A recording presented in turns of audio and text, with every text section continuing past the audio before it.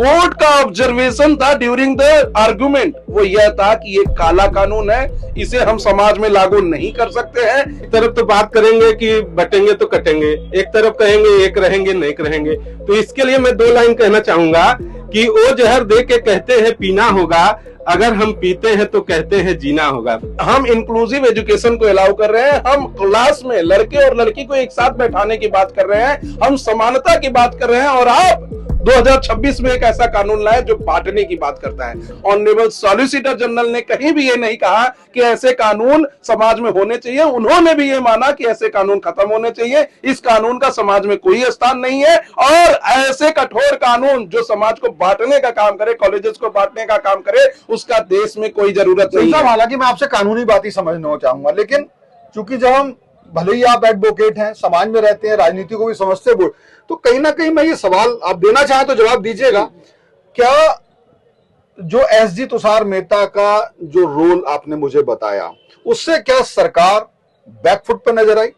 नहीं, मुझे लगता है एक कानूनविद होने के नाते, कानून के ज्ञाता होने के नाते एसजी तुषार मेहता ने वही किया जो एक कानूनविद करेगा। आज पूरा कोर्ट एक तरफ खड़ा था और सिर्फ एक सीनियर एडवोकेट इंदिरा जयसिंह एक तरफ खड़ी थी। उनका कहना था कि इसका मिसयूज हो रहा है और ये 3C सही है, जिसको कोर्ट ने सुना नहीं। कोर्ट ने उनका as a officer of court remark accept किया, 19 मार्च के लिए डेट को लगाया भी, लेकिन उनके रिमार्क को इस बात से कोर्ट ने नजरअंदाज किया कि 3C का वायलेशन हो सकता है, SC/ST का वायलेशन हो रहा है और कानून का वायलेशन हो रहा है, तो 3C का भी वायलेशन हो सकता है। दूसरा चीज, सरकार का क्या रिप्रेजेंटेशन है ये मुझे नहीं पता, लेकिन 2 चीजें जो सरकार के लोग कह रहे हैं कि ये सुप्रीम कोर्ट की गाइडलाइन की तरह हो रही है, उस पर ऑनरेबल सुप्रीम कोर्ट ने क्लियर अपना पल्ला झाड़ लिया है कि हमारी कोई ऐसी गाइडलाइन नहीं थी, हमने ओबीसी SC/ST को अलग और जनरल को अलग करने के लिए नहीं कहा था। क्योंकि एक चीज मैं पढ़ रहा था, सबसे पहले आप लोगों की, सर आऊंगा भी मैं तो आपकी तरफ भी, सिंह साहब से एक टिप्पणी और ले लूं, और आप जाइएगा नहीं, क्योंकि मैं आपसे काफी और इसमें बात करूंगा।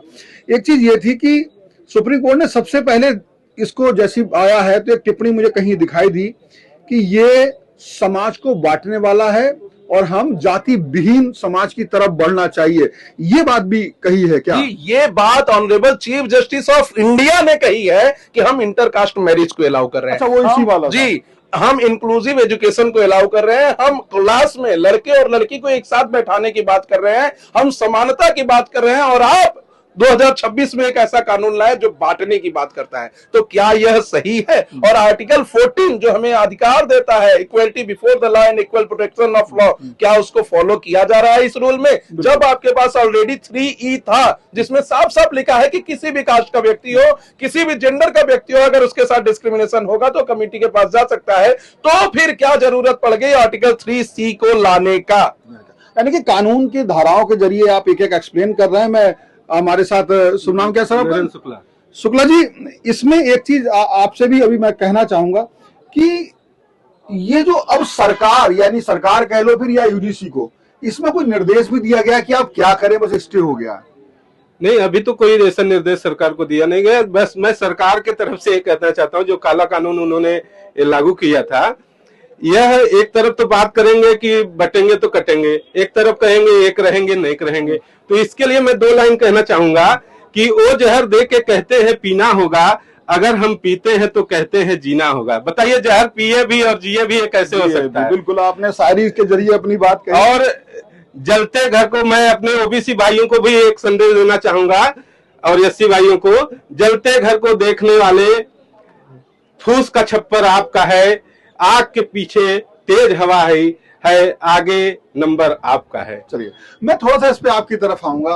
आप बहुत इमोशनल भी हुए, इस बात से लगा मुझे, और हो भी सकते हैं क्योंकि कभी कहीं ना कहीं आसपास ऐसी घटनाएं हुई होंगी तो सिंह साहब, मैं इसमें समझना चाहूंगा, जो मैंने पूछा सवाल, क्या कोई इशारा किया है कि इस पर फिर से विचार किया जाए, क्या किया जाए? कुछ ऐसा खास दिशा निर्देश दिया है या बस इसको दोबारा से समझिए इसको, अभी या सुप्रीम कोर्ट इसकी निगरानी करेगा? जी, इसमें 2 चीजें मैं बताना चाहता हूं। ऑर्डर में जो लिख कर आएगा, इशू नोटिस रिटर्नेबल ऑन 19 मार्च और stay for the further proceeding, लेकिन जो कोर्ट का ऑब्जर्वेशन था ड्यूरिंग द आर्गुमेंट, वो यह था कि ये काला कानून है, इसे हम समाज में लागू नहीं कर सकते हैं, यह आर्टिकल 14 का वायलेशन है, हम किसी को जेंडर बेसिस पे या कास्ट बेसिस पे बांट नहीं सकते हैं। यह कोर्ट का ऑब्जर्वेशन इन रिकॉर्ड रिकॉर्ड है, अभी भी आप ऑनलाइन खोलेंगे, बहुत सारे लोग अभी आगे आगे क्या होगा इसमें, अब क्या माना जाए कि अगला कदम क्या होगा यूजीसी का? जी देखिए, जिसमें सरकार बात कर रही है, ये स्टेट हो गया जी। लेकिन अब 19 को वो आएंगे जो या इसमें क्या परिवर्तन? यूजीसी की तरफ से और भारत सरकार की तरफ से जो रिप्रेजेंटेशन आएगा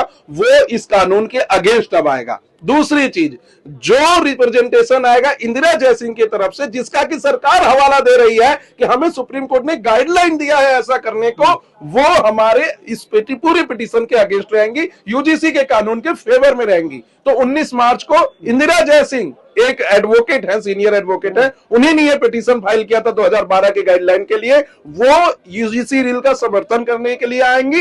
और हो सकता है कि सरकार और जो हम लोग पीआईएल फाइल किए हैं वो इस रूल को अगेंस्ट करते हुए देखे जाएंगे। गौतम साहब आपकी तरफ आऊंगा और इसमें ये पूछना है मुझे कि ये बात ठीक हो गई, कि ये इस पे स्टे हो गया, लेकिन एक सवाल कहीं ना कहीं रहता है, क्योंकि हम जिस समाज में देखते आए हैं उसमें कहीं ना कहीं ये पक्षपात, ये टिप्पणियां, फप्तियां जातिगत आधार पे, नस्ल के आधार पे, अभी उत्तराखंड में भी नॉर्थ ईस्ट के एक बच्चे को बेदर्दी से व्यवहार किया गया, उसकी मौत हो गई।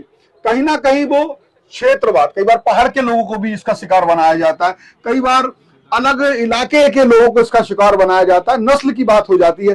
तो उसका रोकथाम के लिए इसमें कुछ देख रहे हैं, उसका क्या प्रारूप होना चाहिए? सर मैं आपको बता रहा हूँ एक्चुअल में क्या है कि इस जो देश की जो राजनीति बड़ी गंदी रही है, मैं थोड़ा सा 2 मिनट और आपको बताऊंगा। फैक्ट ले जा रहा हूँ मैं आपको। बताइए। कि बीपी सिंह की सरकार थी पहले, जो प्रधानमंत्री थे, उन्होंने जनरल जाति के पास मंडल कमीशन हुआ, हाँ, फिर SC ST एक्ट लगाया गया जनरल पे, फिर बोला गया कि मायावती बोलती थी तिलक तलवार जूता मारो 1000, बहुत सी ऐसी। गौतम साहब वो चीजें है अभी वही बीजेपी ने किया। अब बीजेपी ने क्या किया, सवर्णों का वोट लिया, सबके साथ सभी ने वोट दिया ऐसे, लेकिन इन्होंने क्या किया कि जाति में सबको बांटने का प्रयास किया गया। और ये जो राजनीति का जो फंडा है, कॉलेजों में बच्चों के प्रति नहीं होना चाहिए, वो एजुकेशन का सिस्टम। ये बात हमें पॉलिटिकल लोग कह रहे हैं गौतम साहब। मैं फिर थोड़ा सा आपकी तरफ सिंह साहब एक जरा सी चीज लेकर के आना चाहता हूँ, मतलब पॉलिटिकल विचार है और ये है सड़क पे, ये जनता के मन की बात है। मैं आपको ये कहना चाहता हूँ, ऑनरेबल CJI और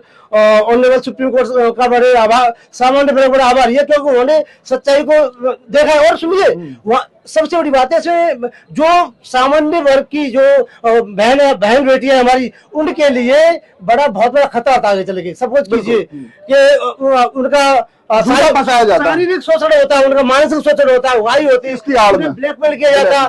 तो ये बड़ा, देखिए जो लड़के हैं वो तो हो सकता है कि न पढ़ेंगे, चले जाएंगे, उनके ऊपर SC एक्ट या UGC आपको के अंतर्गत आप SC ST फंसाएंगे, तो अब लड़कियां बेचारी क्या करेंगी? आप ये कह रहे हो कि सामान्य वर्ग की लड़कियों को ब्लैकमेल करके उनका शारीरिक शोषण भी यूनिवर्सिटी में होता है। और ये सुप्रीम कोर्ट को अच्छी तरह पता है कि आगे क्या होने वाला है, तो उन्होंने अभी स्टे लगा दिया है और सरकार को भी गाइडलाइंस दे दी गई है इनडायरेक्ट रूप में कि आप घटिया कानून मत बनाइए और सबका विकास सबका साथ रखिए और इस समाज को फूट डालने की कोशिश मत कीजिए, सबके साथ चलिए।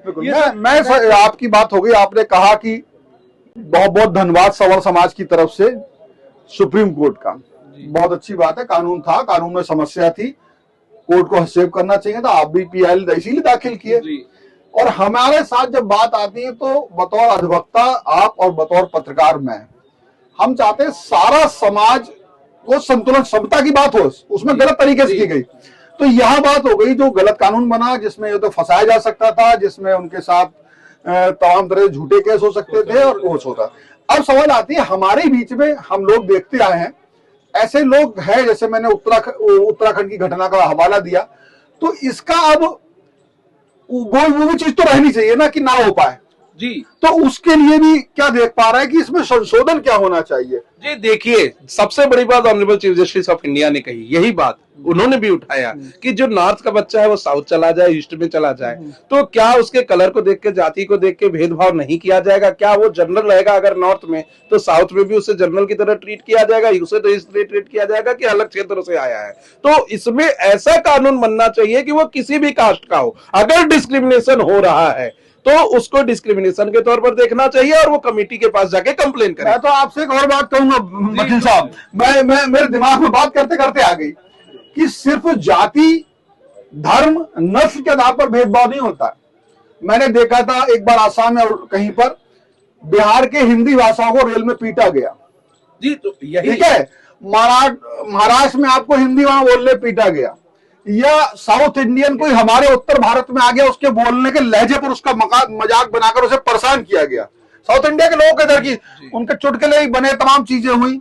और तो सवाल ये इसमें मैं तो आपसे कहूंगा इसमें भाषा की बात भी जोड़िए, अगर ये है तो। जुटी हुई है जो 2012 का यूजीसी कानून है, जो सरकार भी कह रही है, जो सुप्रीम कोर्ट भी कह रहा है कि सेक्शन 3E, जिसमें discrimination on the basis of all place of birth, language, religion, race, caste, किसी भी चीज पर अगर डिस्क्रिमिनेशन होगा तो वो जाके कंप्लेन कर सकता है कमेटी से। अब सरकार यहां पर एक चीज नया जोड़ दी 3C में, उसमें कहा कि ओबीसी और SC/ST के साथ अगर डिस्क्रिमिनेशन जनरल के लोग करेंगे तो उसे जेल जाना होगा। इस पर भी ऑनरेबल सुप्रीम कोर्ट ने इस स्पेसिफिक टिप्पणी की है कि जो जनरल का बच्चा पहले दिन कॉलेज में एंट्री लेता है, 3rd ईयर 4th ईयर का ओबीसी और SC/ST का बच्चा, उसके ऊपर SC/ST का मान लीजिए केस लगा देता है, अब कमेटी उसको भेजेगी पुलिस के पास। पुलिस पहले ही दिन उस बच्चे को जेल में डालेगी, क्योंकि SC/ST एक्ट में एंटीसिपेटरी बेल नहीं है।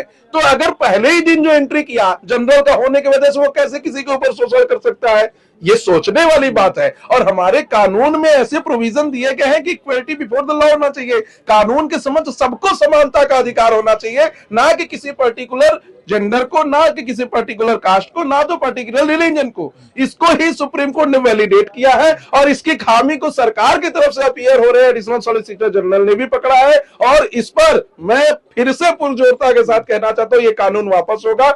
हम लोग तो मांग कर रहे थे 3C पे रोक लगाने के लिए, लेकिन ऑनरेबल सुप्रीम कोर्ट ने बहुत सारी खामियां पकड़ी हैं, पूरे एक्ट पर ही रोक लगा दिया है। ऑनरेबल सुप्रीम कोर्ट का यह भी कहना था कि फर्जी कंप्लेन के लिए आप कहां व्यवस्था की है। ऑनरेबल सुप्रीम कोर्ट का यह भी कहना था कि जो जनरल की बच्ची है उसके साथ अगर कोई डिस्क्रिमिनेशन होगा तो कहां उसके लिए प्रोविजन है, क्योंकि दिल्ली यूनिवर्सिटी उसमें मेरी कल एक डिबेट में मैं था, लाइव हम लोग कर रहे थे, उसमें जो एक प्रवक्ता थे दूसरी तरफ, वो ये कह रहे थे कि जो महिला की बात हो रही है, जो दिव्यांग की बात हो रही है, उसमें और जो नस्ल की, उसमें महिलाएं होंगी, जनरल की महिलाएं होंगी, सामान्य की भी होंगी। जी, वही तो मैं कह रहा हूं कि 3E में वो प्रोविजन दिया गया है, लेकिन यह देखिए कि जो 3C में प्रोविजन दे दिया गया कि ओबीसी और SC/ST के साथ कोई डिस्क्रिमिनेशन होगा, तो ओबीसी और SC/ST का लड़का अगर कोई महिला जनरल की है उसके खिलाफ अगर कंप्लेन करा देता है तब क्या होगा? जो लोग यह कह रहे हैं कि गौतम जी वाली बात है कि शोषण हो सकता है, जी हम कह रहे हैं, जैसे इसको हम समझा रहे हैं अपने तरीके से, एक ओबीसी का लड़का या ओबीसी SC/ST का लड़का अगर किसी सामान्य वर्ग की महिला के खिलाफ केस करा देगा तो क्या होगा? 3E में यह प्रोविजन है कि अगर किसी सामान्य वर्ग की महिला और दिव्यांग के साथ कोई डिस्क्रिमिनेशन होगा तो वो कमेटी में जा सकती है। लेकिन उससे इतर है 3C की बात, जिसमें यह कहा गया है कि अगर ओबीसी SC/ST का बच्चा सामान्य वर्ग की महिला के खिलाफ भी कंप्लेन कराएगा तो उसे जेल जाना। दोनों चीजें अलग अलग हैं। एक, महिला को अधिकार है कंप्लेन कराने का, दूसरा, महिला के खिलाफ भी ओबीसी SC/ST एक्ट में केस हो सकता है।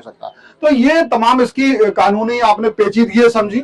निश्चित तौर पे कानून जब बन आया, यानी कि ये नियम जब आया, तो पूरे देश में इसके लिए एक बवाल हुआ, लोग सड़कों पे उतरे क्योंकि उन्हें खतरा लगा। और इसीलिए जैसे एडवोकेट तमाम आप देख रहे होंगे, इस तरफ मैं चाहूंगा दिखाइए जरा अपने कैमरा पर्सन से कि ये जो भीड़ लगी है इसी के लिए लगी है। लेकिन अब जिम्मेदारी उस पर है, यूजीसी पर और सरकार पर भी है कि इसको इतना संतुलित करे कि इसमें कार्रवाई भी हो, लेकिन झूठी कार्रवाई करने वालों के खिलाफ भी कार्रवाई हो। तो इतना संतुलन बनाने की जिम्मेदारी, फिलहाल अभी ताजा खबर अभी यह है कि सुप्रीम कोर्ट ने यूजीसी के नए नियम को, जो 14 जनवरी को आया था, 13 को आया था लेकिन 14 को 15 को इम्प्लीमेंट हुआ, उस पर पूरी तरीके से, किसी एक क्लॉज पर नहीं, पूरी तरीके से रोक लगा दी है। देखना होगा आगे इसका नया स्वरूप क्या होगा। फिलहाल कैमरा पर्सन रेसो के साथ Shivendra Gaur, One India, Supreme Court, Delhi. Subscribe to One India and never miss an update. Download the One India app now.